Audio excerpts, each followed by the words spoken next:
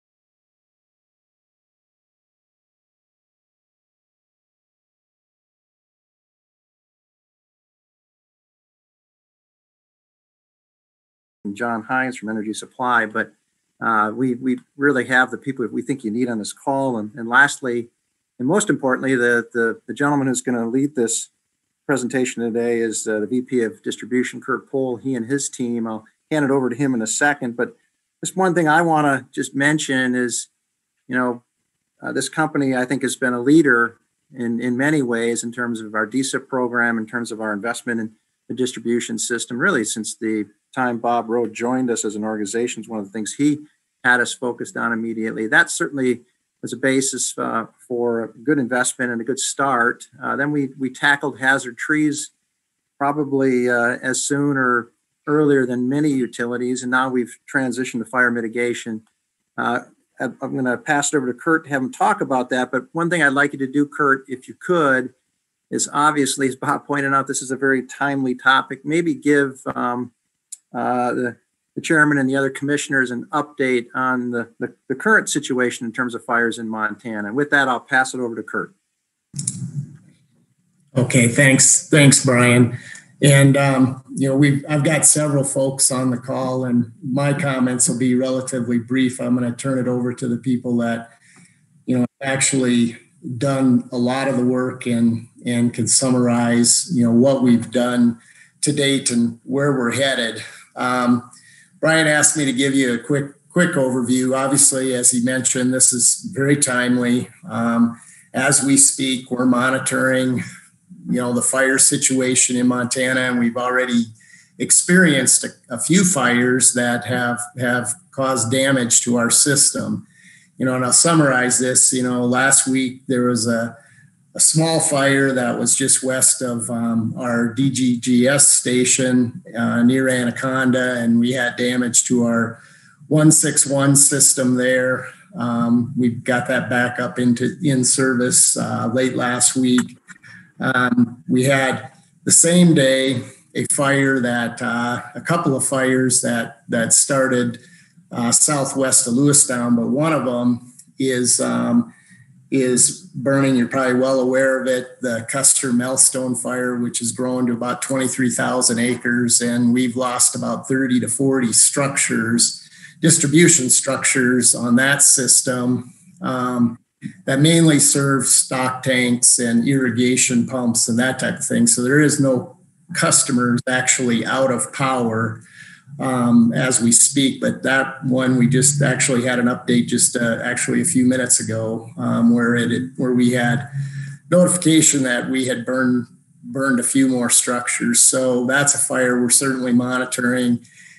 And then over the weekend, there was a fire that started in the Craig area north of Helena, and we lost about 10 structures on our 100 kV system, actually 19 poles, but 10 structures, and we're in the process of putting that back together. So obviously very important to us on the mitigation front for what we're doing with our system, but obviously all the work we have to do to coordinate with fire commands and other things so that we can keep things moving. And obviously when you affect transmission lines and or distribution lines, there's a lot of work that Mike can certainly comment on. It has to be done, from a coordination standpoint in the region with that.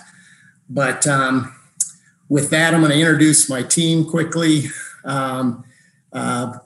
John Carmody, I think most of you have probably met or know John. John is our Director of Asset Management, does a phenomenal job of leading a team that has always done great work in using data and helping us with strategies on all of our investment and our operating guidelines and so forth. Big part of this.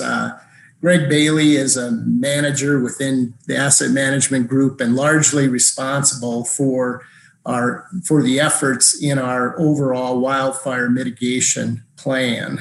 And he'll be the major presenter today to talk about, where we've been and what we're doing today in terms of development of our plan and the implementation of our plan. Brandy Hellwinkle is a another person within the asset management group, an engineer by background, but does a tremendous amount of work with data and technology and the use of technology to coordinate data. And that's really been something that we've been focused on within the last year or so, not just in wildfire mitigation, but all across our distribution and transmission systems for narrowing things down to segments of line. And if we've got time, she'll give you a live demonstration on some of the things that we've been working on with technology. Then Nate Linder is also with us. Nate is our manager of central maintenance, which includes vegetation management. Nate's been largely responsible for our hazard tree program over the last few years. And as we go through the slide deck, you'll see some slides on what we've done with our hazard tree program. And I think most of you are probably well aware of that program, which started about 3 years ago. And we had a process in place to get through our first cycle of that. And I'm pretty proud to say that we completed that, or will have completed that by the end of the year, or by the end of the first quarter next year, right on schedule, and pretty close on plan.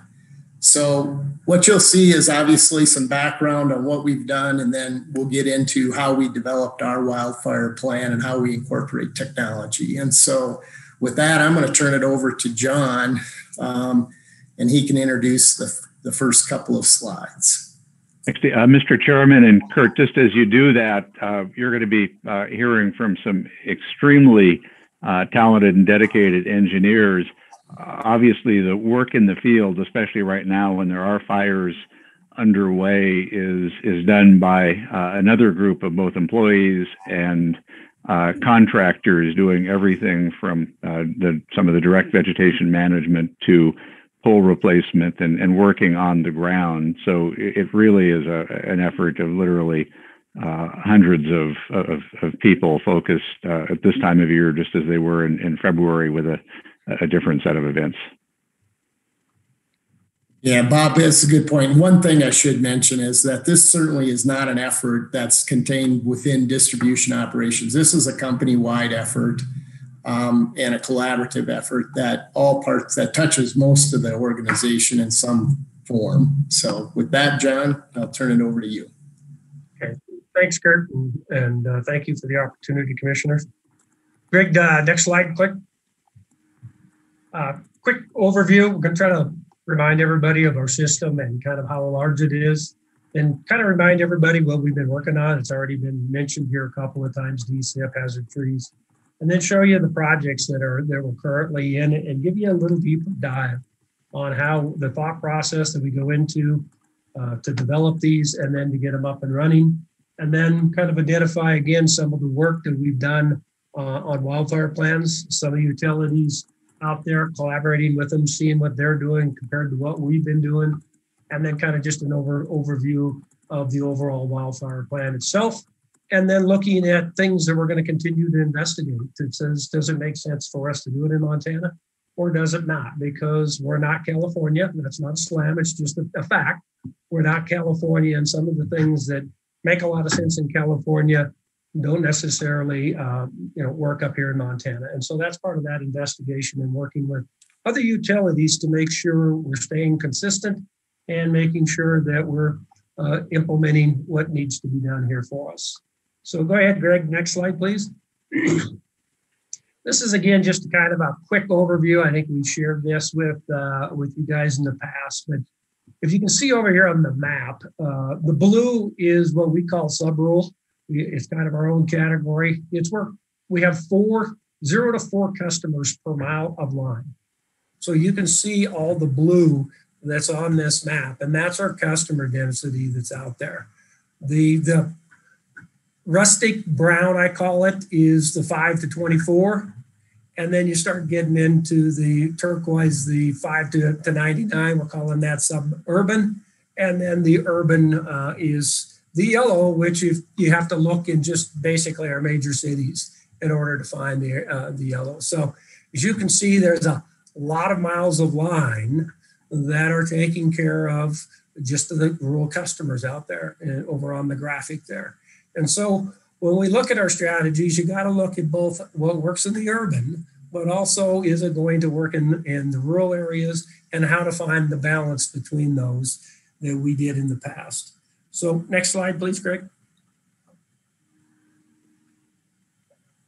So this is kind of just a little timeline of how, the journey we've been on. In 2008, 9, and 10, we started on what our infrastructure programs were. And that took us over about a year and a half to develop what we're going to do in DSIP, Distribution System Integrity Plan, what we were going to do there. And just to remind again, everybody, was we put together a stakeholder group made up of a mix of our customers and kind of sat down with them and talked through what is the expectations, kind of talk through that urban versus rural. Where should that balance be? And let them help guide us to the overall program that we came up with.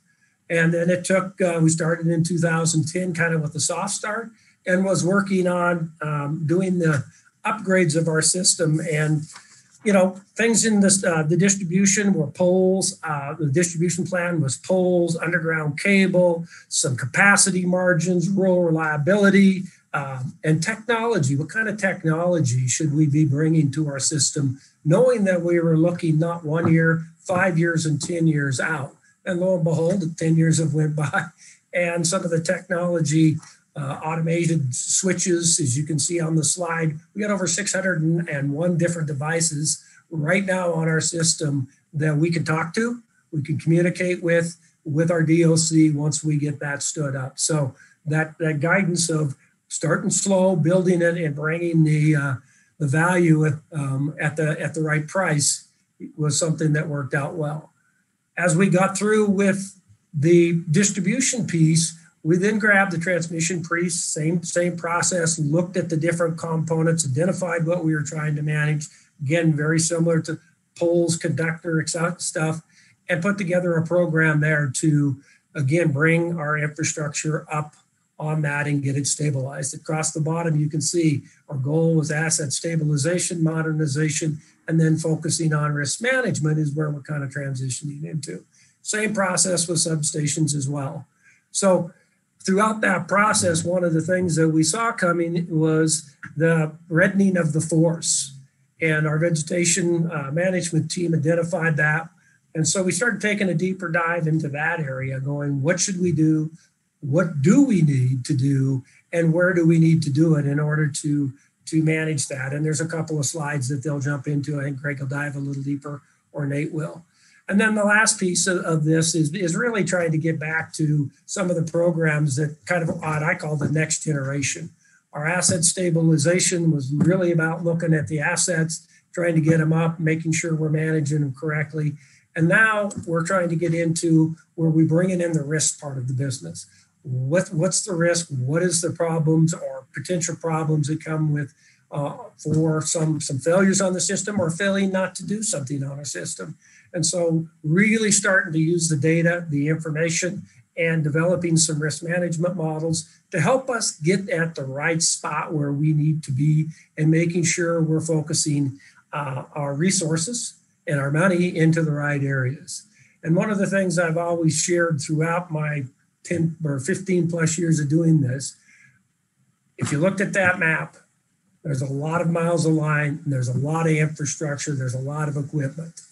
And it takes us 10 to 12 years to change and to transition this big machine that we have in Montana and get it moving forward. So we're constantly looking 5, 10, 15 years out that says, what do we need to do in order to meet those expectations? Because changing something this big takes time to get it through the system. So with that kind of a quick setup, Greg, I'll kick it to you and let you get going. All right. Well, thank you, John, and good afternoon, everybody. And thank you for taking the time to listen to what we've been working on. Pretty proud of some of the stuff that we've got done. So I'll get into that. So from the agenda you guys saw, we talked about on the agenda, or was on your slide, about the current situation, what we're managing. I'm going to hit on the hazard tree current situation, And then I'm going to talk about our forest management current situation and some of the stuff that we have been working on with that. So in the hazard tree, I want to first define a hazard tree for you guys. Some of you are probably familiar with it, maybe not. I believe this is an ANSI definition in there, but a danger tree is any tree on or off the right of way that could contact electrical supply lines when it falls. And what a hazard tree would be is any kind of danger tree that we deem to be, or a certified forester would deem to be structurally unsound. And so we started looking at that, where are those impacts? And this is a map taken from the Forest Service in here that kind of plotted out where they find the mountain pine beetle cause mortality in their trees. And as you can see, pretty big swaths in Montana. And I know you guys from driving around the state have probably seen that firsthand where it looks like it. So how does that impact where we're at on our system? So we took information like this map, and we laid it across our system. So down on the lower left here, we got our transmission plant, and the yellow is the balance of the plant, and the red is the spots where it is impacted, where we have that overlay of those two maps. Where is it actually impacting our lines, and where do we need to go focus on that? And then in the upper right, a similar photo to what you saw at the beginning where John was showing it, just not broken out by the density populations, but by where our system is overlaid with that mountain pine beetle caused mortality rate. And by the way, if I'm going a little bit too fast for you, just let me know. I can slow down or come back and answer any questions. So that pointed us where we need to start spending our work, our money, our resources to clean up some of that impacts to the system from the mountain pine beetle. Let me interrupt you for 1 second. Absolutely. In terms of that overlay, the map from the Forest Service, it says it's 1999 to 2015. So has that rust-colored area of hazard trees or pine beetle infestation, has that, just out of curiosity, has that grown or is it stopped, slowed down in Montana? What's the status of that?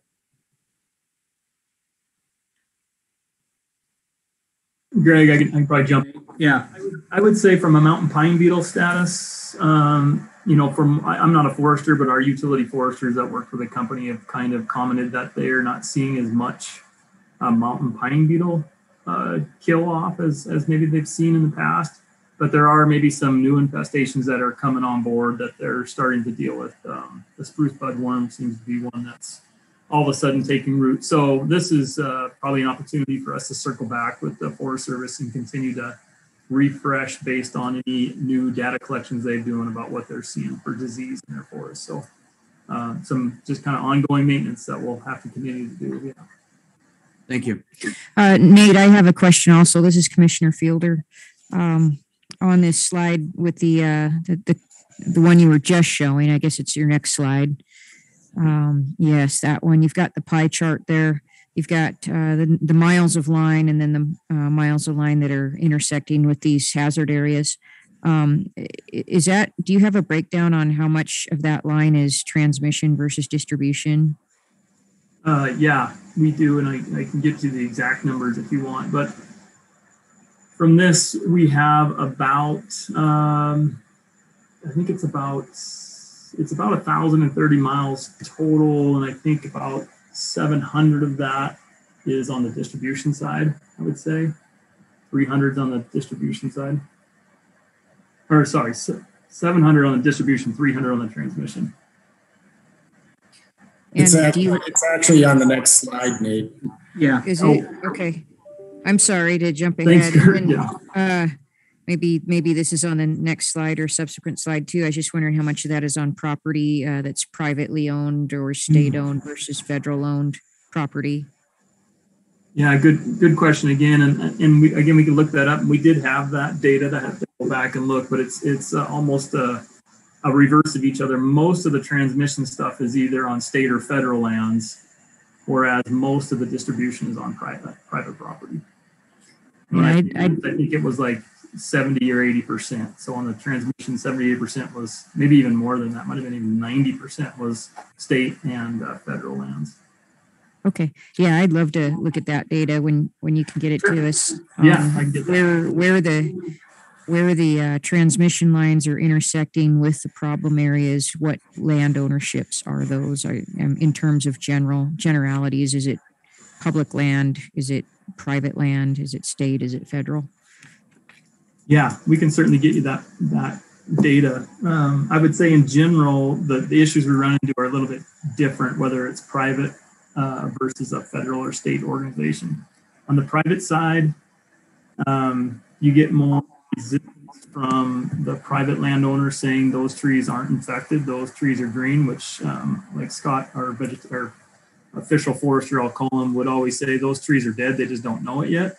And so we come through and try to negotiate a removal on those trees, and we get a lot of resistance until, say, 2 years later, when they call us and say, hey, you're right, those trees all died, can you come back and take care of them now? Versus on the federal and state side, we run into a lot of variations and discrepancies on how they're managing their individual forest in their so-called backyard. And the reasons is probably varied as the personalities we run into. So a little bit different, just depending on whether it's a private ownership or more of a public ownership. I just recall the U.S. Department of Agriculture sitting in this room, the Bollinger Room here at the Public Service Commission, and presenting a report in August of 2013 where they had identified, I think it was 997 miles of transmission line that was at risk on national forest lands alone, that they had identified at risk. And I do not recall exactly how they classified at risk, but it was at risk from wildfire danger. I will say that, especially on the Forest Service side, and I believe the DNRC has always been there, it's become a very good relationship over the last few years of working together on this hazard tree program. We've made a lot of good progress together, I would say.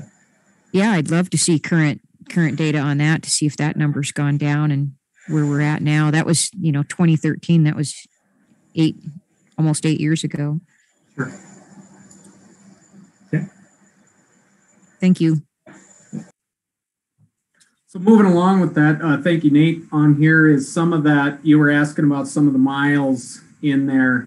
You can see that in the middle bullet item on there. When we first put this together, and one thing to point out here, these aren't programs where we think up of them on Monday and we start on Wednesday. As John said, it takes quite a bit of time to get these put together. I think this was first conceptualized in the 2015, 2016 timeframe, and we got it going in about 2018 and started the hazard tree program to mitigate the risk and enhance safety and improve reliability by addressing our off right-of-way hazard trees that we identified. And at that time, I believe Kurt had an estimate or presented a commission estimate of 18.5 million. Well, cumulative to date and where we're forecasting to end, we're at about 18.6. And you can see on the miles down there, we estimated between combined transmission distribution, 1,027 miles, and ended up going to be working off about 1,242 miles. And then you can see on the bottom the circuits with that. So just kind of showing the projects accomplished or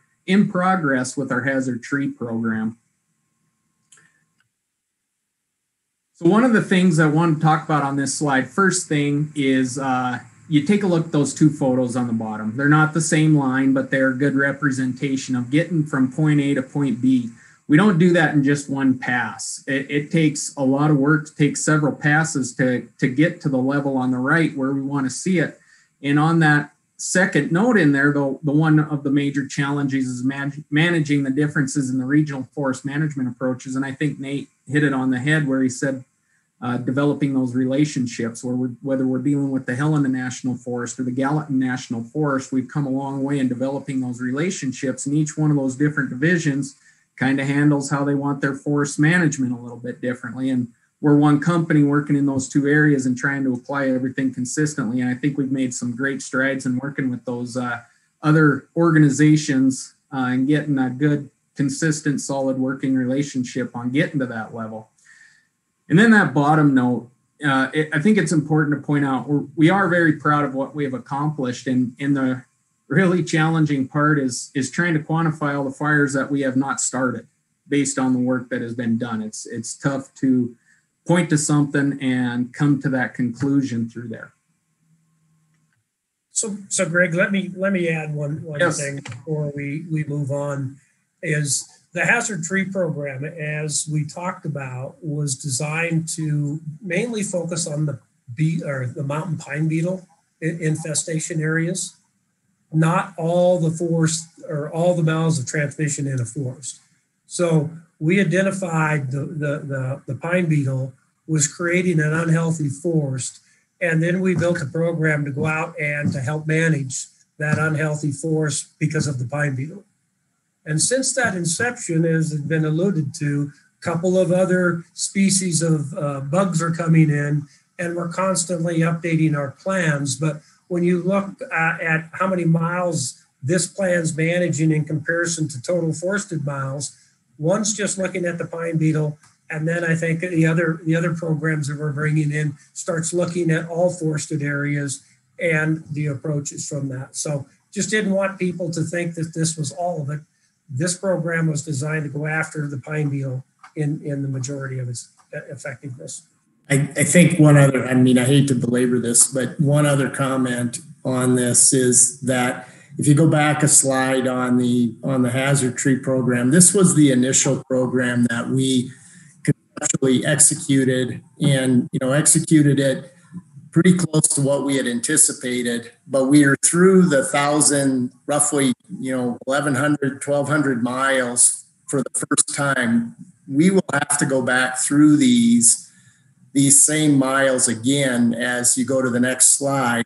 It transitions from something that you see on the lower left, ultimately where most of these circuits will probably end up looking like the circuit on the right, where they'll be clear cut just because of the sheer damage from the pine beetle. But it creates challenges for us because as Greg pointed out, or Nate, we go out, we take out the dead trees, the ones that are clearly hazard trees, but then a few years later, then you have to come back through and take out a bunch more. So that's kind of the cycle that we're on and where we're at. So it's not something that we're going to be done anytime soon. It's going to be ongoing for some time.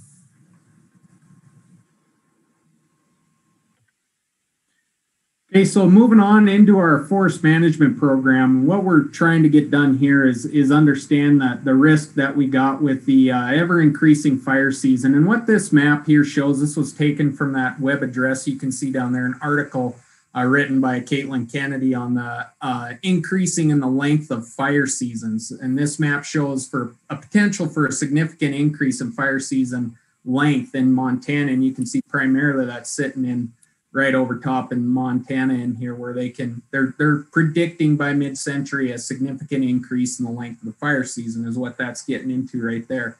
So understanding that risk that we're trying to manage with that is how do we take the data that we got available to us and break it down into something usable where we can start organizing where are we going to start doing our work first? How can we get to the highest level first? And so we began to gather and quantify the data that was readily available to us that we can utilize and break it down into two situations. One of them being environmental risk, which is your consequence. As you know, not all fires, not all ignitions are equal. You can have some ignitions that have bigger potential consequence than others. So we use a data set in there from number of spans in forested areas to number of single egress areas where we have customers in our lines and is there only one way in and out, using the U.S. Forest Service wildfire hazard potential data that they got out there. And putting that together with our system performance, whether it's outage counts, it's number of pole attachments and equipments, our maximum span lengths in a probability sense in there. So what are the odds that this segment that we're looking at is going to start a fire, and combine that with the higher consequence of should a fire start. And what that does is kind of direct our engineering out in the field to know where to start. If you think finding a needle in a haystack, which is kind of where it's at, that's what we're trying to help them do. So then this data, again, this slide here just kind of gets a little bit more into the details of that data, how we're breaking out the environmental and the system risk in there. And again, I said it in the last slide and I'll say it more for this one, really trying to get after the data that's readily available to us that we can get to. And it isn't going to take us 3-4 years of monitoring just to get the data we need to get somewhere close to where we need to be to get started. And we wanted to get going on that. So we used what was available to us. So then when you look out at, again, quantifying the risk on this, kind of like that hazard tree map that I showed, a little bit different here in these pie charts here, you know, on the distribution system, we got a little over 13,000 miles of distribution line. Inside the forested areas, or what falls on top of what the Forest Service is calling a forested area, they got data out there, subcategories of what they consider the land.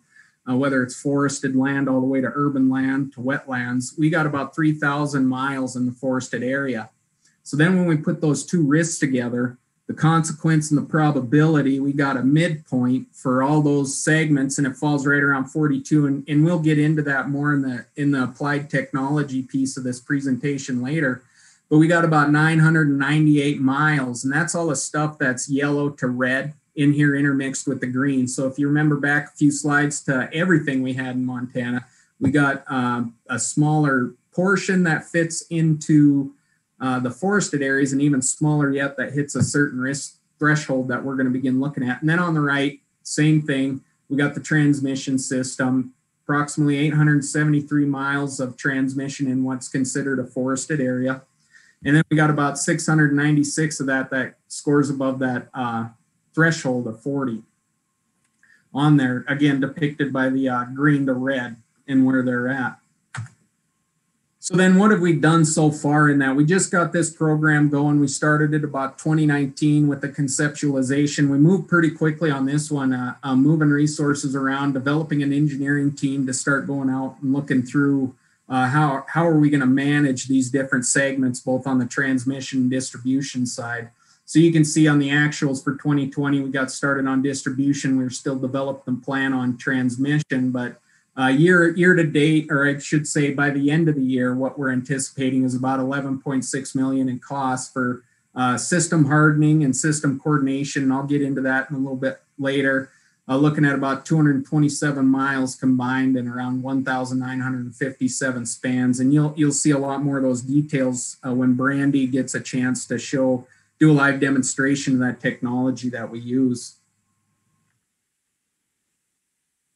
So then this slide's, again, taking that significant increase in length of fire season, which is going to increase our risk that you have out there, along with the amount of line that we got sitting in that forested area that's above the threshold that we determined at 42, which is just the midpoint between those two. We wanted to start understanding where are we at with a wildfire plan and how do we compare to our peers. We joined a pretty big acronym there, the Pacific Northwest Utility Wildfire Working Group, number of utilities in the Pacific Northwest that we've been getting together with on meetings and just sharing ideas and discussions. How are you guys handling these different items? What technology are you using? What other plans are you using to mitigate some of this risk?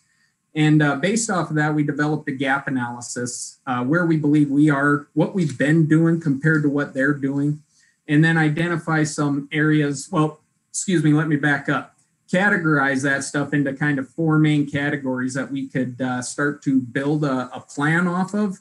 And I say start to build a plan, really it was organizing a plan. What we did is we organized into those 4 categories all of the items that we've actually been doing for quite some time, mitigating risk. Wildfire isn't new to Montana. It's not new to Northwestern Energy in here, but organizing it into a company-wide comprehensive plan, we didn't have it there yet. So that's where we started going with the next steps. Take everything that we've been doing and organize it into one solid plan. And then using that gap analysis and understanding what some of these other utilities in the Pacific Northwest are doing, we started to identify as technology evolves, where are there some practices that we could potentially evaluate for proper incorporation into our plan. What makes sense in Montana that some of these other ones are doing, we can go through. And some of those items in there in technology include more environmental awareness, micro level weather monitoring. That comes in really big. When you look into California's PSPS models, they do a lot of micro level weather monitoring. There's more opportunities for fire monitoring and detection, evacuations plans, and resilience zones. And these are all items that we are identifying that we need to sit down and see what makes sense and what does not make sense. Are the benefits worth the costs? And then moving on to the gap analysis, you can see here where we kind of broke these into different categories. I talked about 4 categories on the last slide. And what we did is we put the wildfire hardening, which is in the top center, with the assessment repair program into 1. But other than that, they follow along. And we scored them from a 1 to a 6, looking at where are the majority of those utilities at, and then where's our transmission system at, where's our distribution system at, and then put a scoring system to it. And as you can see, we're sitting pretty good. We're comparatively better in some areas than our peers, but there are some opportunities that they're incorporating that we need to look at and evaluate and see if it's something that we should include into our plan. Excuse me this is Commissioner O'Donnell. At some point in the presentation, perhaps I'd like some definition of what you mean by hardening as opposed to wildfire mitigation. I'm not sure that I understand the terms how you're using them. Okay. Yeah, I can hit on that now, and there is a slide that hits on it too later. But basically, what they mean on there by the hardening is how do you build your system, both in 2 different ways. What's the opportunity that it's going to ignite a fire, and what is its survivability of a fire? If you have a fire that maybe started somewhere else and burns across your system, those structures get burnt down, like Kurt was talking about at the beginning. Things along those nature. Are there materials you can incorporate? Are there things you can do to harden that system, if you will, for survivability of a fire? Quicker to get the system back up, get people back in power. So, Greg, would it be fair to say that really going through the DSIP program, all the transmission, TSIP, the substation, those are all components of examples of system hardening? Very, very fair to say. A lot of the utility wildfire plans I've looked at look very familiar to our DSIP program.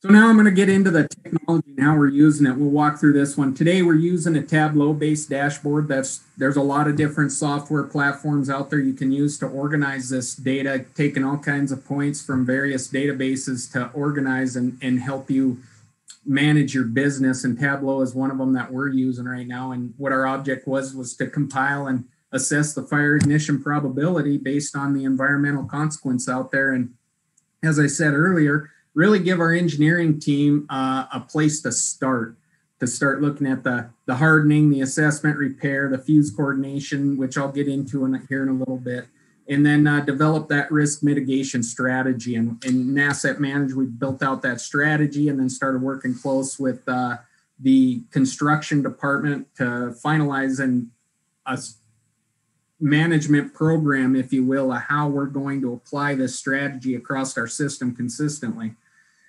And then currently programs are developed now in both distribution, and we're getting going on the on the transmission here this year.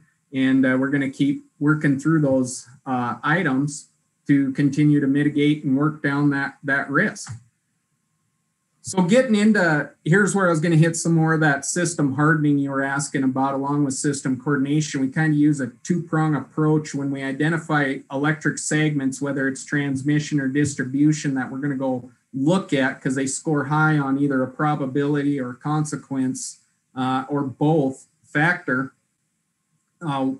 Here's what we're going to go look at. We're going to model those lines. We're going to bring them up to today's standards, and then we're going to apply everything from a no corrective action. It's sitting at today's standards to, it could be a complete burial of the electric segment idea if we have that, and any kind of moderate to extensive rebuild in between. Interestingly, we have had a number of segments where the engineering group has gone out, surveyed, ran the models against, where they've come back with no corrective action. They're sitting in good shape. So we're not out there just rebuilding segments to rebuild segments. We're actually taking a look at it and seeing, do we got too long of spans that's creating a galloping situation, And what I mean by a galloping situation, you get wind hitting the conductors, right? And they'll start looping on each other and they can connect and cause a spark and a fire.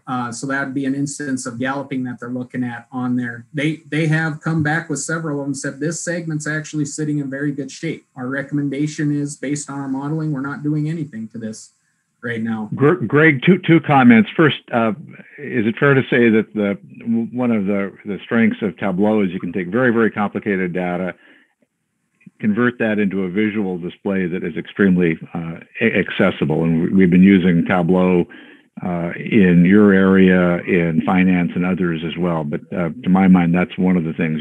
The data becomes that much more useful and accessible.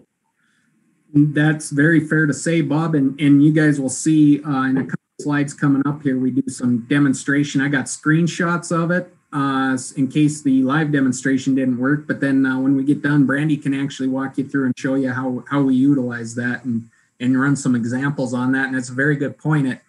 It is very effective at helping you take a lot of spreadsheet data and actually putting it into a visual map, if you will, to help you know what you're looking at, where you need to start going to work. And then secondly, the ESID program is one that is obviously very helpful from a fire perspective, but also extremely important just in terms of overall rural reliability. And that's something that was developed in-house in order to really target, for example, the long spans that we have in so much of our territory. But it's not exclusively about fire. It includes safety, reliability as well. That is correct. And I don't know, John, if you want to take a moment here to talk about that ESID a little bit more.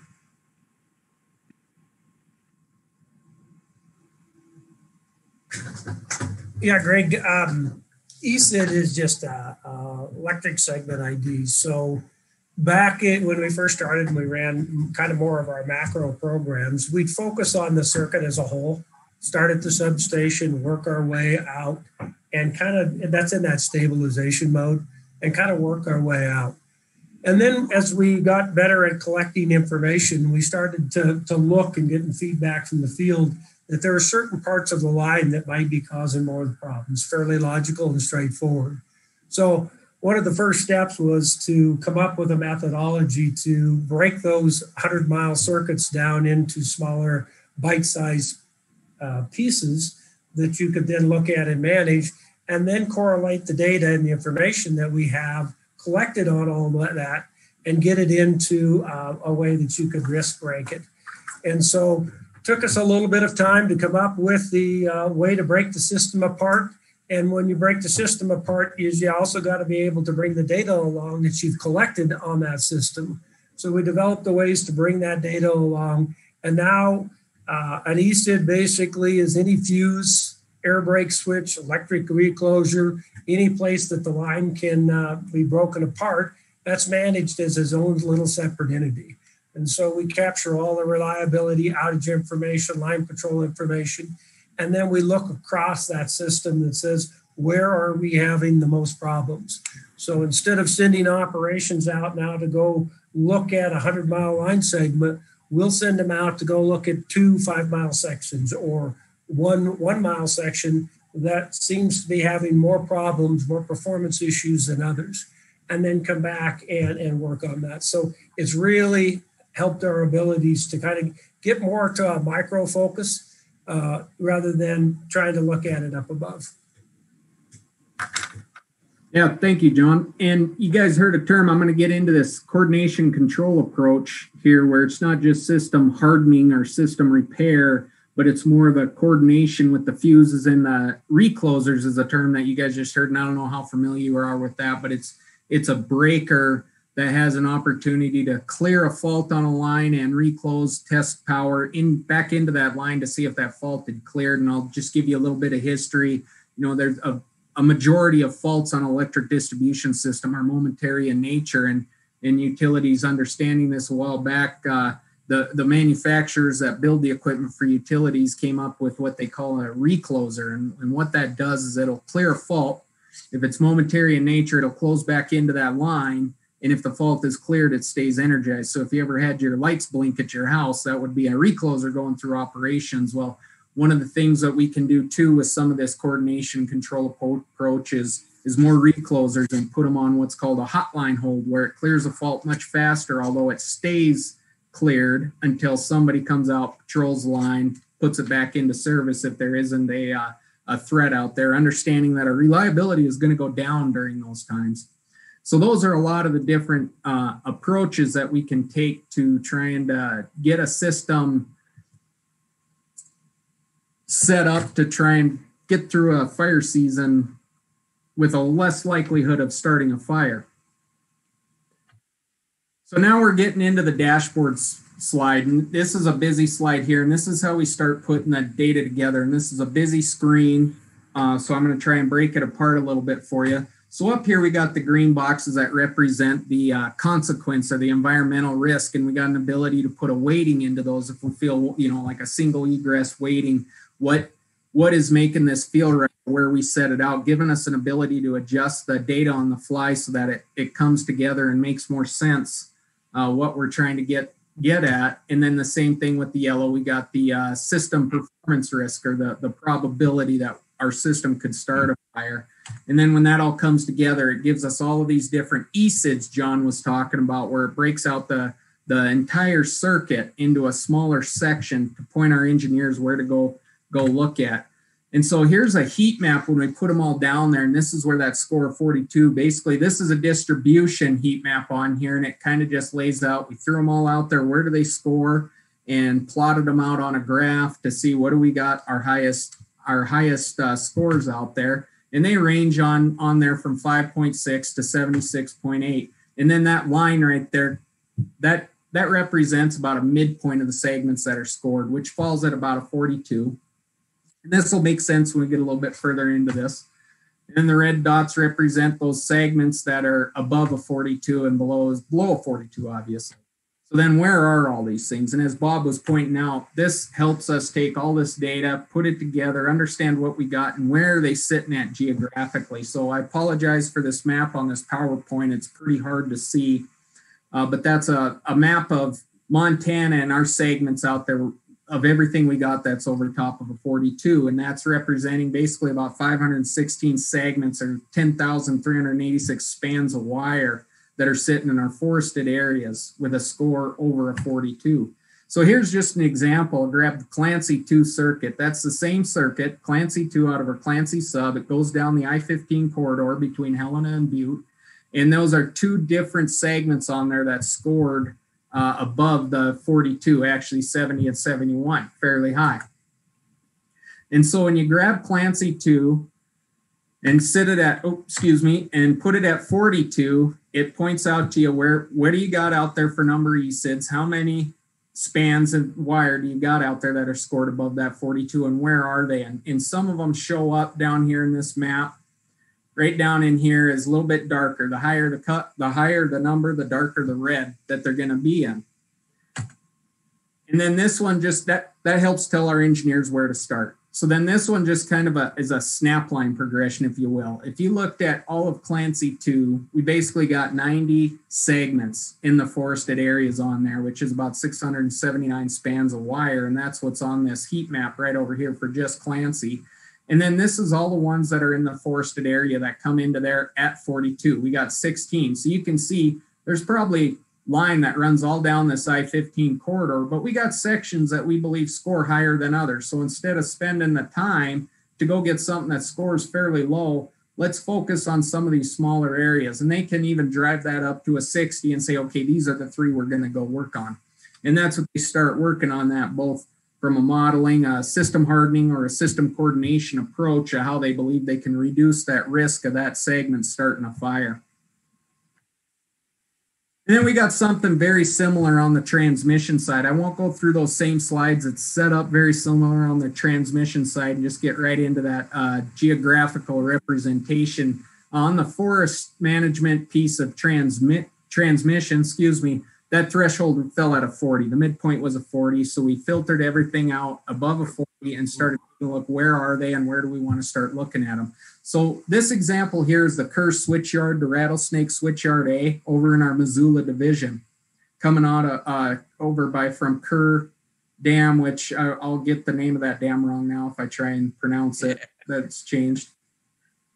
Over to the Thompson Falls. And what you got in here is the red sections is what falls into what is considered a forested area. And as you can see from about here all the way back, it's blue with the exception of some pieces. This is sitting in an irrigated farmland out there. And so that doesn't fall into the forested areas. So we're focused on those red sections on the transmission. Now, one thing of note is we don't have protective devices between breakers. Like we do on a transmission line, like we do on a distribution. So the way we broke those up into that smaller area is just what did fall inside of the forested area.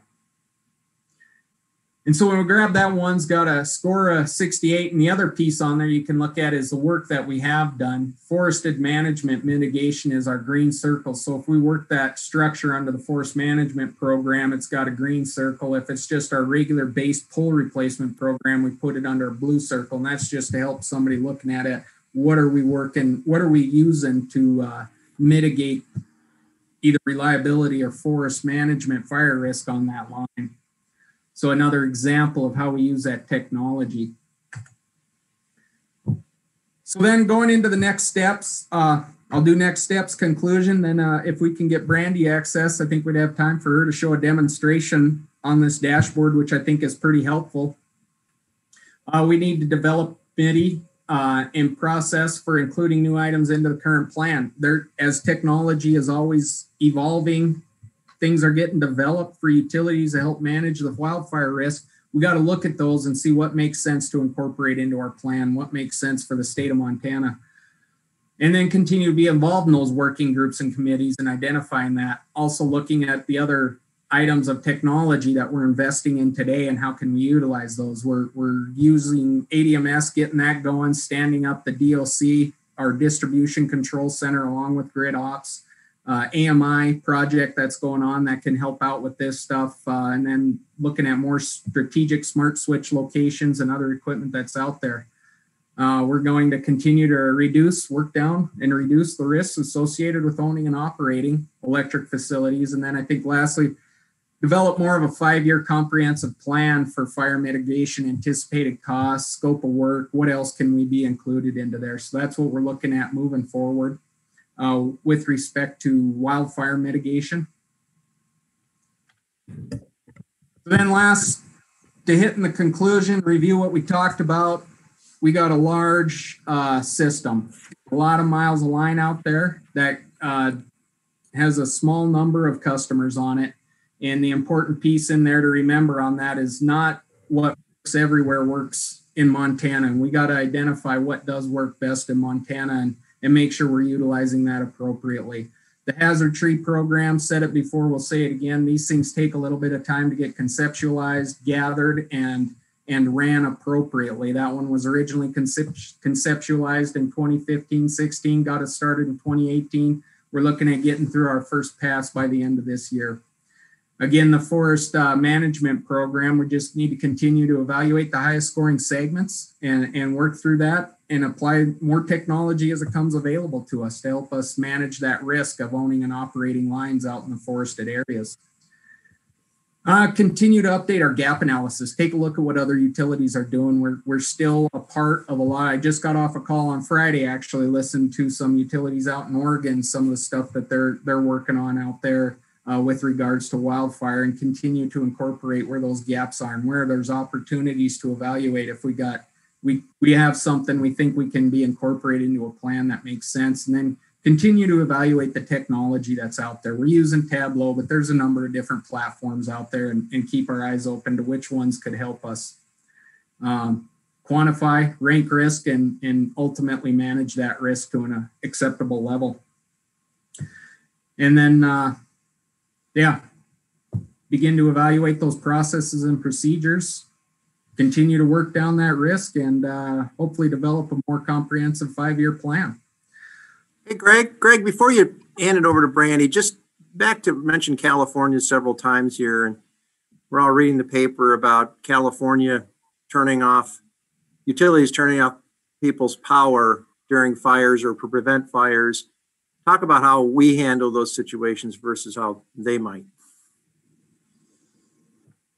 Well, it's interesting you said that. I talked about putting reclosers and hotline holds, and I was on that phone call on Friday, and I can't remember the guy's name. I'd have to look at the roster of who was on that and give him and find out who that was. But he said the Oregon Public Service Commission has accepted a hotline hold as a PSPS strategy, which allows the system to shut the power off to the customers instead of somebody going out and doing that proactively before something happens on the system. I thought that was a really interesting piece of information that I heard on that phone call. The other thing on that, how we handle that is we really don't go out and proactively shut off power to reduce the risk of igniting a fire. It'd have to be a pretty rare instance where we did something like that. We haven't done that in the past.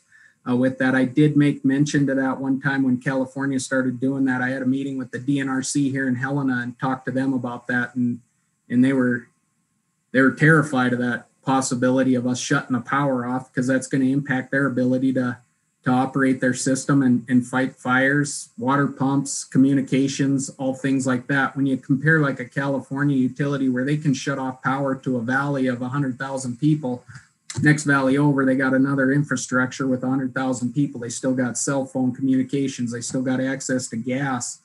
Shut off power to a community like Lincoln, Montana, they're going to have some struggles with that. So it's all stuff that we have to look at and think through and understand if it's the right fit of proactively shutting off power for days on end to try and prevent a fire. And maybe you could speak to just kind of different weather patterns in terms of how they can pinpoint where those where the winds could be a problem versus our issues.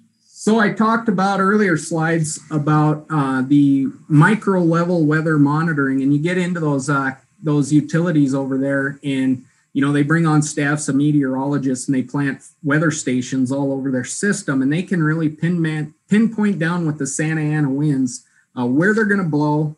Very micro level area. These winds are going to get really high right in this small area, and they'll shut the power off to that. In Montana's climate, we don't have Santa Ana winds. Our problem with wind is microburst and it's thunderstorms, and you don't really know where exactly are those going to happen until right before they happen. They develop and you get one going on. And that's some of that micro level weather monitoring. And when they get that, they can start predicting 2, 3, 4, 5, 7 days in advance. And if you look at their fire plans, they even talk about that. They can get very good at predicting a Santa Ana wind.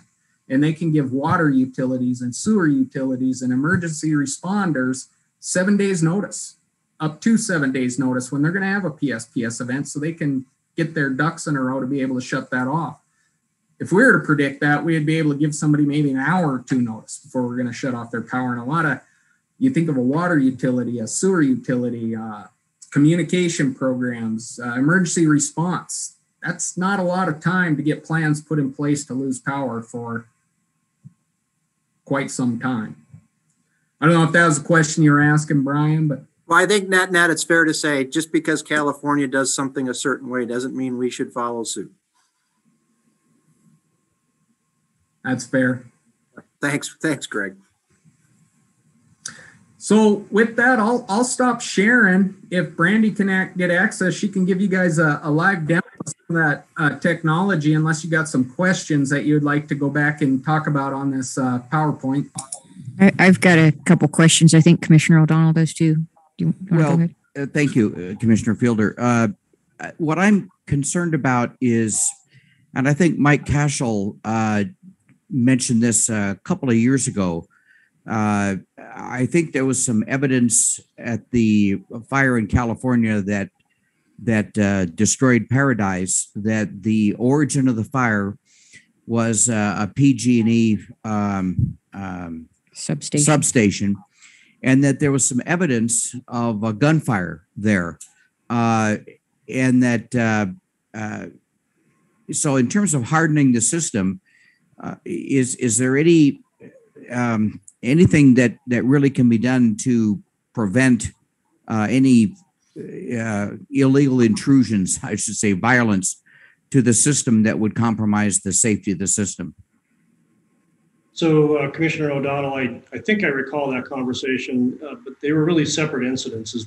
The Metcalf substation incident was a situation where it was fired on by terrorists, if you will, and that led to some of our CIP, critical infrastructure, CIP 14 requirements.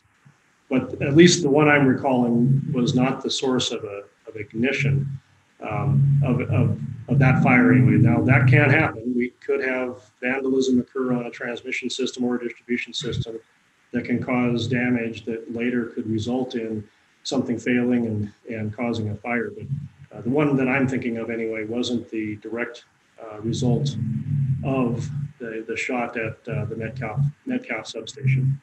Well, yeah, thank you for that. The information that I had, but it's a little sketchy now, was that the origin of the Paradise fire had actually been from a substation, and there was a downed wire, and there was evidence of gunshot activity there. And probably like here in Montana, we see signs on the side of the road that have bullet holes in them. You know, just good old boys doing really, really stupid things. But as I understood it also, this moves a little bit far from that. But somebody explained to me that the legal structure in California was that even if it wasn't the utility's fault, if they had done everything to have the best, most secure system, but if somebody compromised it and a wire was down and caused a fire, that the utility was still fully to blame on the whole thing. And that they said that Montana's legal structure, that environment was similar to that. Well, that scares the heck out of me, that despite all the care and attention that you guys have put into this thing, that if somebody screwed around with it and caused some damage, that you'd still be to blame. And I wonder if somebody there could comment on that. First of all, what I would say, I don't think we have Heather on the call. First of all, the tragedy, there were so many levels of tragedy in California. I suppose the one you're pointing to is that the company that the state depends on to provide essential service ended up in bankruptcy for exactly the reasons that you're describing. Montana has things to learn from California and the other Western states, and there are ways, as Brian and Greg have been discussing, that the states are quite different.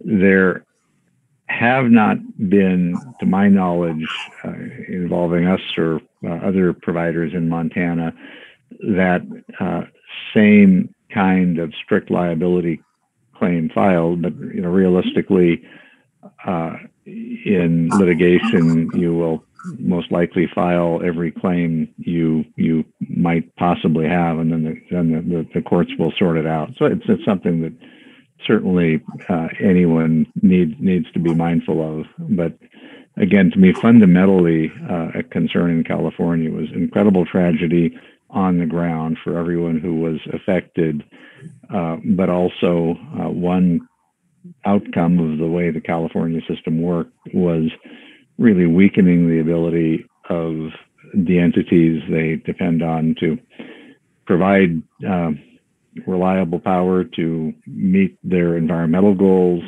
and to deal with the risk of fire. We're just so deeply weakened in that system.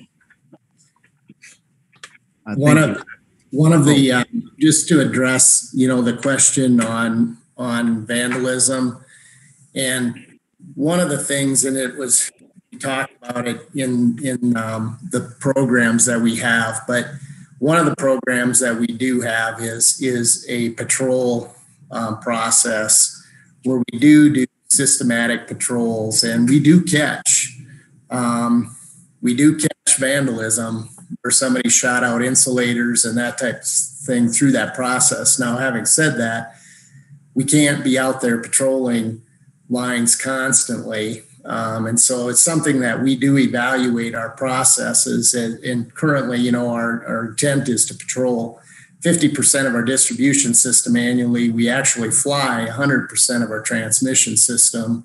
So those kind of things do catch those kind of activities. However, you know, again, we're through all of these programs, we're doing the best we can to apply a realistic approach to fire mitigation, but I don't think it's realistic to assume that we're going to eliminate the entire risk. So it's something that we need to be conscious of, that obviously the risk is high and we need to do the best we can to realistically approach all these situations, but you know, nothing's ever 100% foolproof. And we're talking about one specific risk there, but there are other examples, animals in the line, nesting raptors, and that can occur in areas that haven't really seen, for example, osprey activity before. We had a meeting just on Friday in the Augusta area that Commissioner Pinocci attended. And one of a number of things we talked about was the challenge with raptors. Obviously, the microbursts that Greg talked about. There are just so many different things you have to be aware of and be able to respond to. With hopefully Commissioner Fielder's indulgence, there'll be two other quick things here. I wanted to on the page under hazard tree where it shows the wide area through the forests of clear cut. On that, it strikes me that when we did the rate case that we did a couple years ago, that the proposal for the company to do, like, I think it was 5 years to widen those corridors right there, it seemed to me that would be a really good thing in terms of being enabling firefighters in Montana to use those as sort of like a fire break to get control. Has that actually worked out that way? Has there been an instance where that has been a beneficial resource? I can start to answer that question, then maybe ask Nate to jump in here. And I want to make sure that, you know, we are clear. While the hazard tree program, you know, was intended to get through the 1,100 miles and clear the hazard trees through that first pass, I want to make sure that people understand that the right-of-way through that 1,100 miles doesn't look like the picture on the lower left. Some of it does, because, and I couldn't give you the exact number of miles, but some of it does, because that's just the condition of the forest at the time we went through there. But in most cases, the condition is as you start the process is much more like the picture on the left, where you can see there's green trees and with a mixture of brown trees and so forth. And so we go in and we take out the hazard trees, and typically we're not even allowed to take out the green trees or the ones that are just in the initial stages of dying. And so that becomes a challenge for us. But eventually, I think once you've gone through these lines, and it's probably going to take 3 passes at least before you get to something that looks like the picture on the lower right. Mm-hmm. But one thing I would tell you is that I'm not aware of an instance where we've actually had a fire through a line that looks like that picture with the clear cut, where we've been able to test that. But I agree with you that it certainly would seem that would be an advantage to, you know, as a fire break. One other quick question. I think I testified and to a resolution by our national association, the NARIC, that former Commissioner Rowe is very familiar with, having to do with removing some of the restrictions on line of sight rules on drones, on how utilities are limited by that. Has that, have you achieved any more freedom on using drones to surveil your lines for these purposes? Do you want to take that one, Brian? I was looking at it for, he asked specifically for your line, so I was going to let you grab it. Well, the short answer is we have not made progress on, well, I shouldn't say it that way. We have, our chief pilot is actually working directly, with a group that is working the issues of getting waivers for line of sight. To this date, we don't have, any time frame as to when that might occur or if it'll occur. We have been using drones in kind of testing the application for drones in various areas. Nate could speak to some of that. He's done some of that work in the vegetation management area. We use them in other inspection processes as well. But so we are starting to utilize drone technology, but the real value, as you pointed out, will be when we can get past the line of sight and actually get a waiver, because then we will have a lot of use for drones. Yeah, and I think that mainly what I'd say is just getting the program off the ground is not only starting with our pilots, if you will, but teaching others within the business itself to be certified to fly drones. And we're slowly moving into the different parts of the business and finding applications where it's been beneficial and cost effective. So yeah, but to Kurt's point, for it to be a significant policy, if you will, to move forward with drones in that business and line inspections, line of sight is important. And many utilities are working on that aspect. It would seem to me, just a one more comment, that that this should be a program that you should be personally very much an oversight of, so to provide the company with a bird's eye view of the situation. Sorry for the pun. Yeah, thank you very much. Thank you, Commissioner Fielder, for your indulgence. Certainly. A few questions here. Thank you.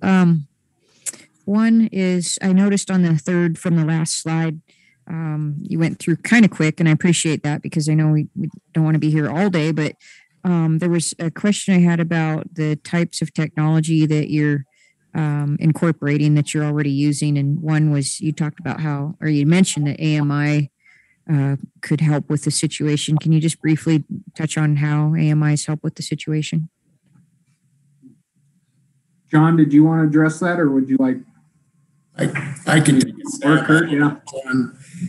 So, we're in the process of implementing foundational technologies, as you're well aware. AMI, obviously, up and going. But when you look at the technology, especially when you couple it with our advanced distribution management system, this is where you get into much better situational awareness.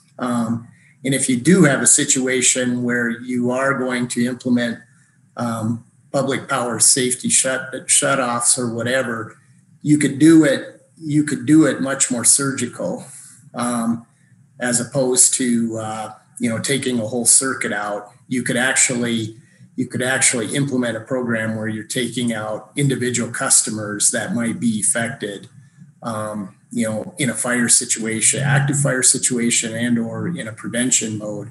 So that's one thing. And then when you look at it with ADMS, which is where we will eventually get to in automation and a lot more protective devices, where we can shut down segments as opposed to, again, circuits and so forth. So, there's definitely a lot of things that we probably haven't even thought of, a lot of stuff that we will be able to use AMI for in this situation. But John, I'll turn it to you.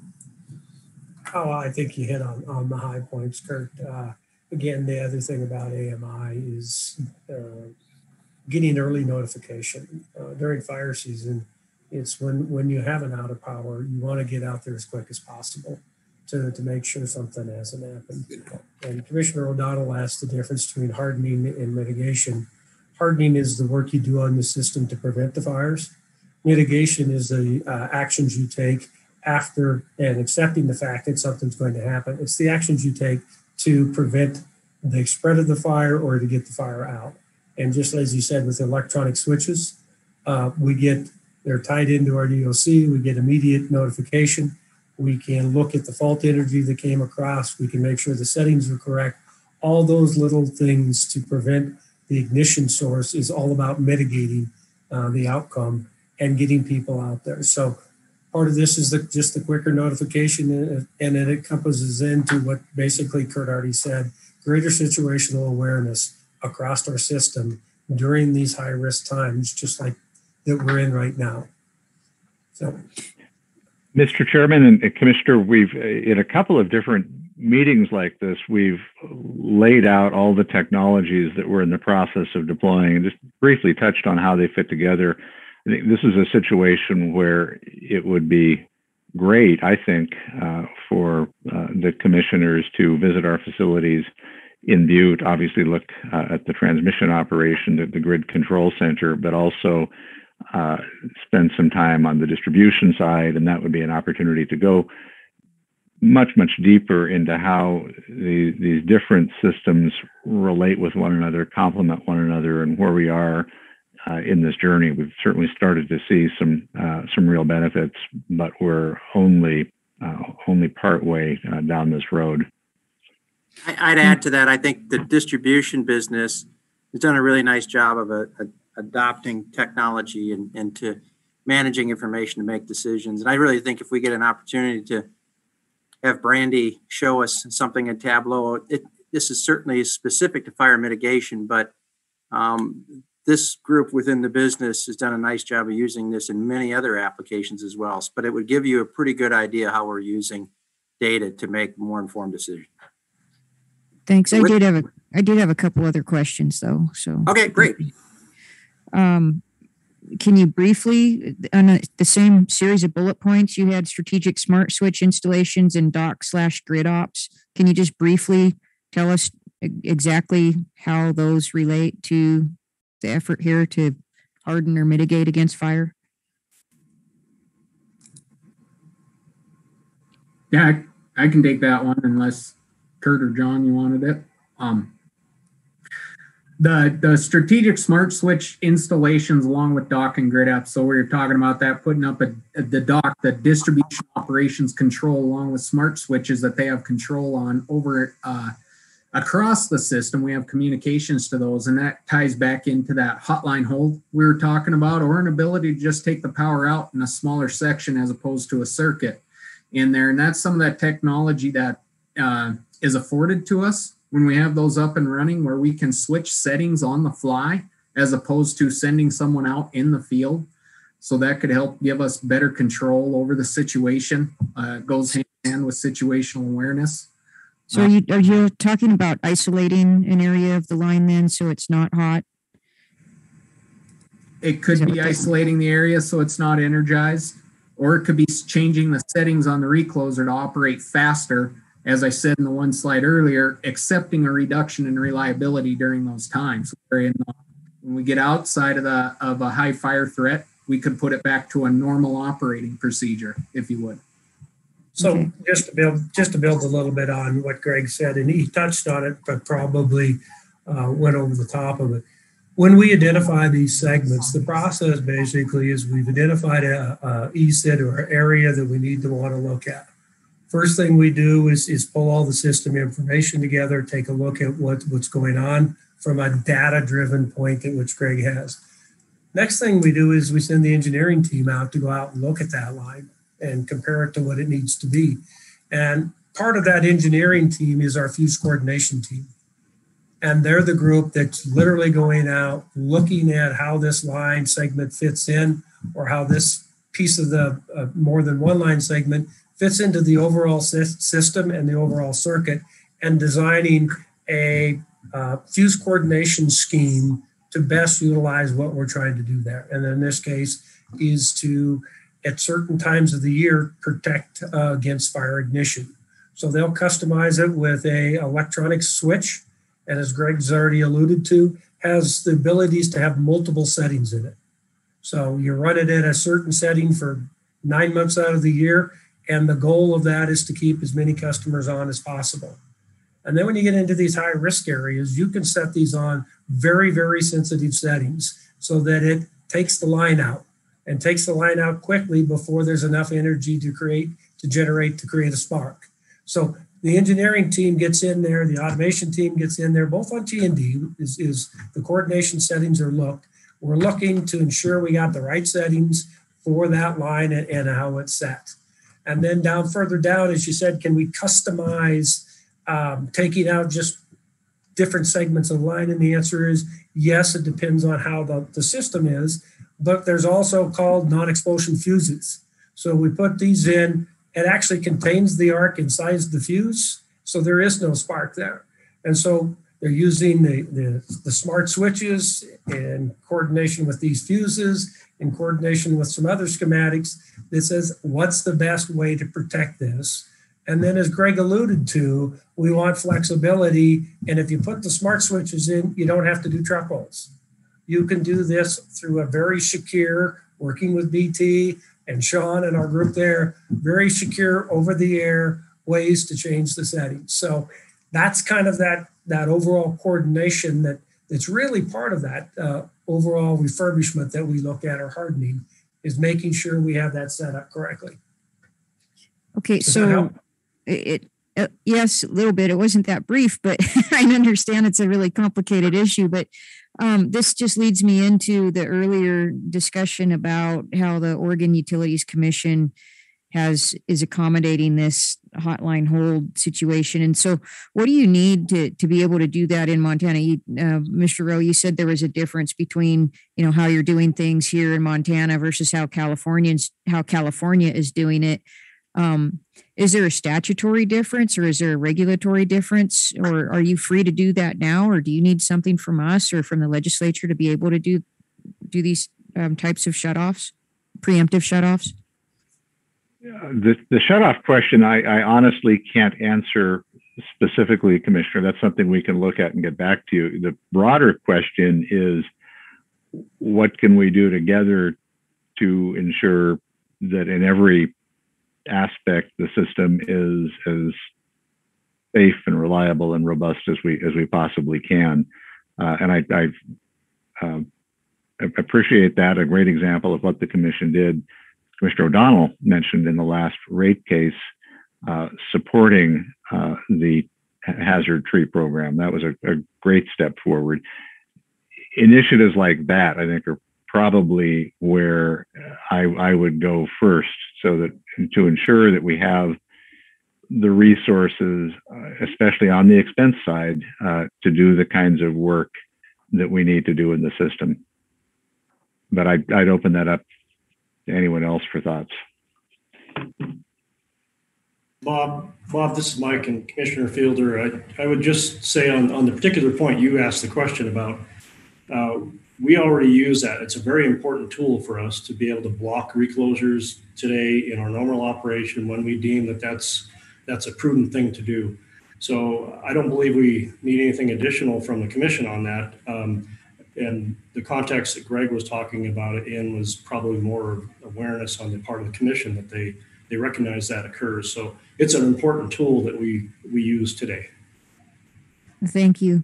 Then another question that's not quite on that same line of question. It's just a different thing that came up as you were discussing earlier slides. I was wondering, when you were looking at those maps that show the critical areas and where your lines overlap with those and the areas that you're working to harden, are you able to, or is there any coordination going on with firefighting commands on identifying, helping them to understand which ones are hardened and which ones aren't, so they know which areas are more vulnerable and more in need of protection?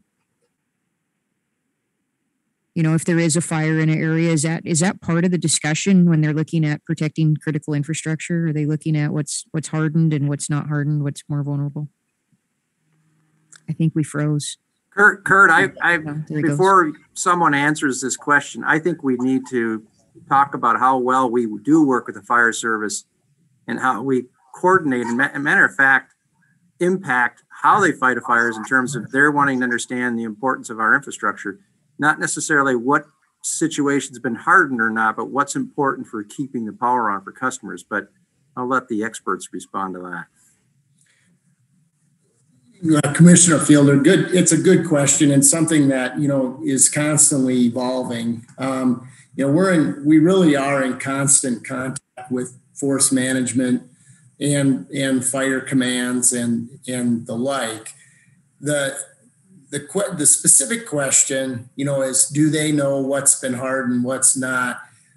We have not specifically gone to that level of detail. And keep in mind, the ESID program is a relatively new program that we're currently in place, but we do train them on the criticality of the lines in general, and ask them to treat all lines as critical, not necessarily being able to distinguish parts of this line are probably in better shape than other parts of the line. What we've done is trying to take that guesswork out of it, where we're hardening the component, or intend to harden all the components of the line by nature of the risk that they're in, the environment they're in. Certainly as time evolves and we get more complex with the communications and the coordination with them, this will constantly be an educational program between us and them, us learning from them and them learning from us. So it's probably not as formal as what you just described in terms of the pieces of line. Could it get there? Likely over time, yes. But it's really making sure that we have the direct line of communication with them, and we are communicating with them on an ongoing basis, particularly during fire season. Well, it looks like you have so much information that you're really close to being able to convey to them, in an area where there is a wildfire danger, an active fire is what I'm thinking. And you what's most at risk as far as your utilities, whether those are, would have a major impact if they're taken out or not, whether they're, somewhat hardened with vegetation management or the types of structures that you have out there and that type of thing. So it seems like you're really close to being able to give those incident commanders a pinpoint that, hey, these are really vulnerable and these are really valuable. We really need these protected, top priority, and these would be second priority, third priority and stuff. Seems like you're pretty close to being able to have something like that. Well, I agree. And I might have maybe not articulated this very cleanly, but certainly during an active fire, we are in communication with those fire commands, and everything is on a case by case basis. But we have local boots on the ground, which are clearly communicating with them, what the criticality of certain lines would be, and if we lose those lines, what happens not only with our customers, but what happens with their abilities for communication and other things as well. Okay. So that's why it's so critical that, in a lot of cases in an active fire, we put somebody directly with them at their fire control. Good. Thank you. So a couple of questions that I have. I think a good place to start is, we see that the state of Montana wants to take over land management from the federal government side. So the state wants to grab more of the forest land and manage it under the state. Are you seeing a difference between the forest managed by the state of Montana over the federal government? And is the state correct that they do a better job in land management in thinning out, say, pine beetle trees? Or you're seeing no difference between state managed forest and federal government managed forest? Do you have an answer for that? Mr. Chairman, I'm going to defer that to Nate. He's the one who has to deal with the agencies. That was Commissioner Pinocci. Oh, I'm sorry. We're on. Yeah, thanks, Commissioner. Good question. I may not even be the best one to answer really Scott Bernhardt is the boots on the ground manager who really kind of is implementing a lot of our strategies in the field, and he would probably be the best one to give us the knowledge on the difficulties or lack thereof dealing with those different agencies. Although knowing Scott, he probably wouldn't give you a straight answer because he'd be careful that he might burn a relationship that he's formed. So I think all I can say is the work that Scott and his team have done over the last few years, whether it's at a federal agency or a state agency with those local foresters that manage those lands, they've had a lot of success in getting the work done that we need. So all I can say is, in our eyes right now, whether it's on federal land or state land, we are able to achieve our work plan that we need to. Where if there's any problem at all, it happens to be on the private side of things, where a lot of our private landowners are much more resistant to the work that we want to get done. And again, that's a real education process, because they don't have that same skill set of understanding what's maybe going on their forest, on their land. So I can't speak directly, but hopefully that gives you a little flavor of what's going on.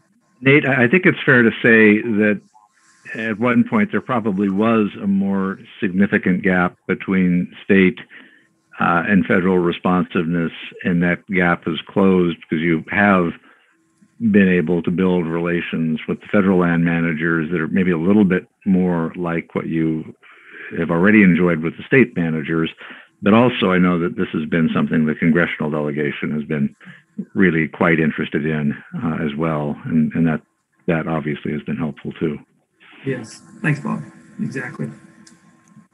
Commissioner Pinocci, thanks for a good try at that issue. I'm sure is going to come up more in the next legislative session, and I'll have to deal with it. So the tough question, or a good question to bring out here, has fires caused by electrical power lines, the responsibility of Northwestern Energy, increased or decreased in the last few years? Are we winning the fight? I believe that we are, but I figured we better ask that question.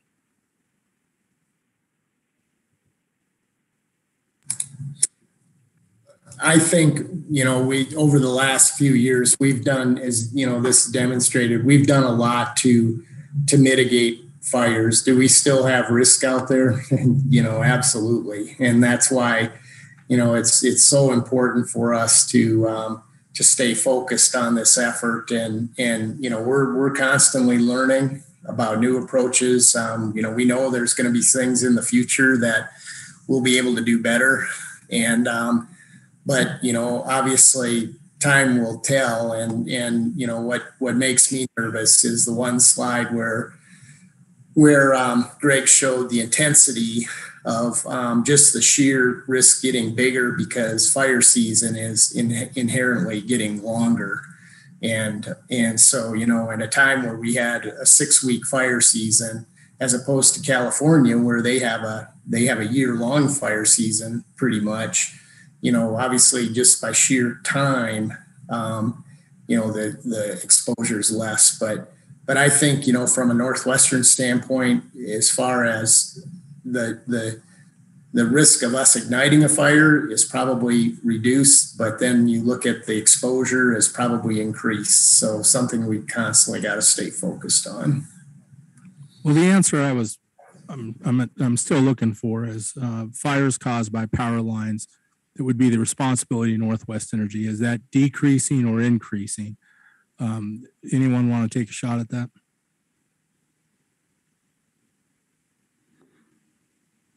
It's hard to say that it's increasing in light of the steps that we've taken.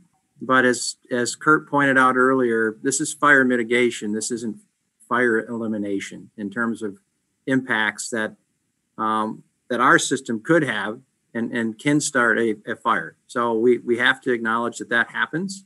It can happen in non-forested areas too.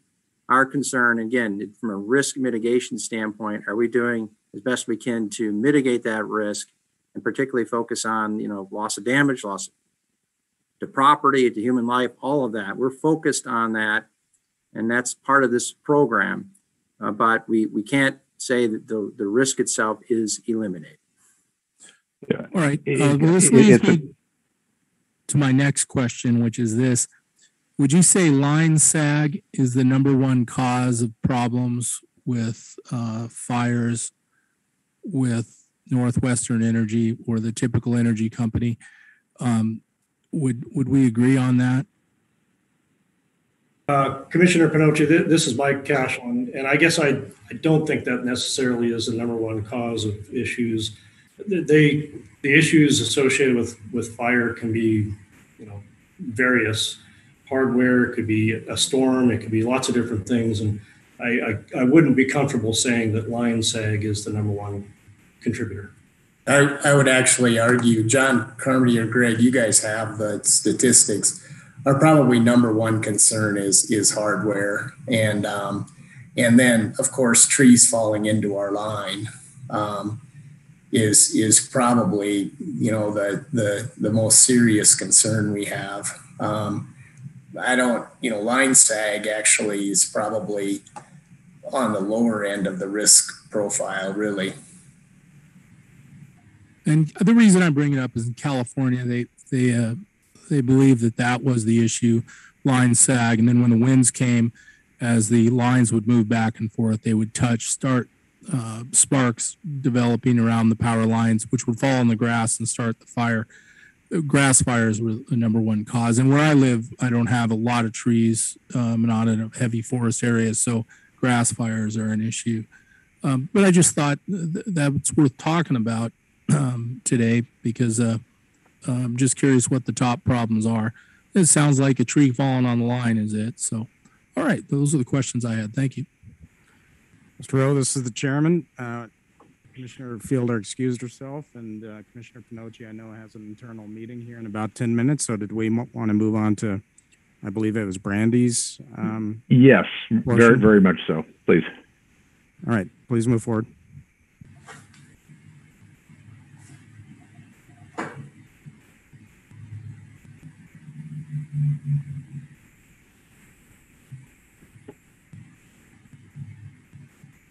Okay, can you guys see my screen?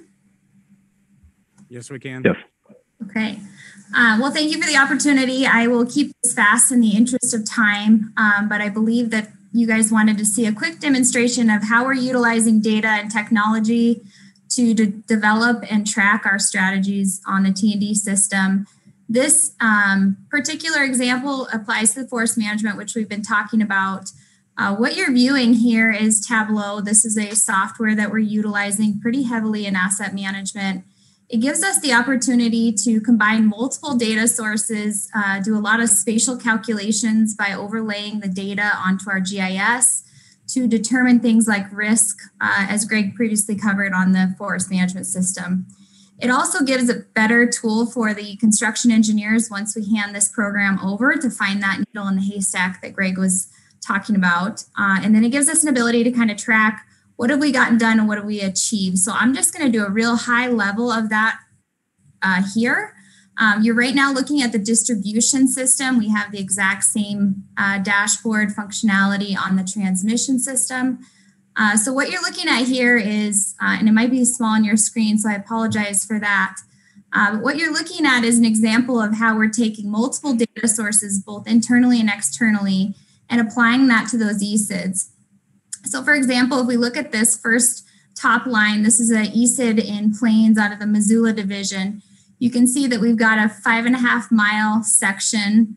We then take all of the data and we calculate that using spatial calculation methodology to determine the overall risk score to get that score of 42 or higher that Greg pointed out in the presentation.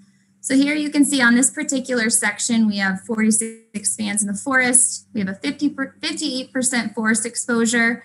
We have a WHP, which is wildfire hazard potential score of 3.5. We have 141 customers, and we have about 72% of that particular segment within a single egress. By utilizing those data sources, we then populate a score. We do a statistical analysis to determine a 1 through 10 score for all of those categories. That gives us that weighted environmental score that Greg had talked about. Again, that is capturing our consequence if a fire is starting. If I scroll over on this example, again, I know I'm going fast, so I apologize for that. You can get an idea of what the probability is. So we use a number of system indicators that apply to this particular ESID on our distribution system. We've had 14 outages. We've had 1 line patrol exception. Line patrol is something that Kurt had talked about earlier, where we go and look at the lines and see if there's any exceptions out there that we need to correct. We've had 8 poles that have been flagged for replacement. We did talk a little bit about wires getting together or galloping. We do use that as an indicator here. You can see what the max span length is, the number of phases, and then also the potential ignition sources. So this goes into that hardware and attachment question that was asked earlier.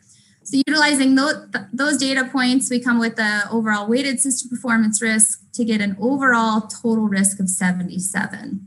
So we do that for all of the ESIDs on our system. Again, there's about 500 ESIDs that score over that weight of 72. I'll jump over to that heat map real quick and just show you what that looks like live in the dashboard here. So you saw this particular heat map on the presentation. Again, this degradation right here between the colors is that system snap of 42 or higher. As I scroll over each one of these bubbles, that's the actual ESID on the distribution system. So for this example in Missoula, this forest management section 68, you can see that it has an environmental risk of 40, a system performance risk of 33, an overall risk of 73. You can also see that that gives us an indication of when that particular section was hardened. So you can see that mitigation there on the bottom that we actually mitigated and hardened that in 2020.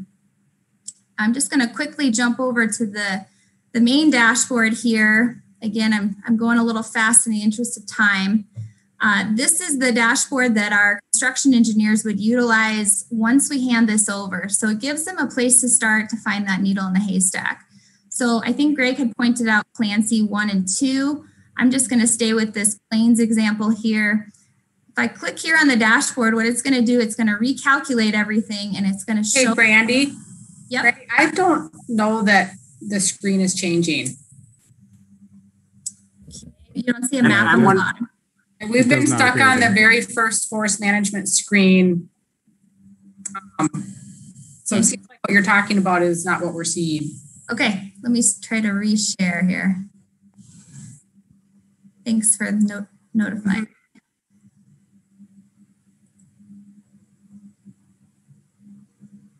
That has changed the view. Yep. Yeah.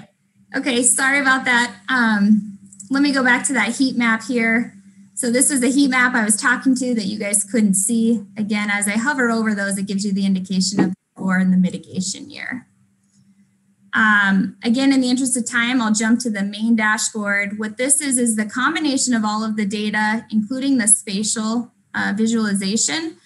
This is where our engineers would use the Tableau software to actually get an indication of where is the segment at, what is giving it what data is making it risk rank so high.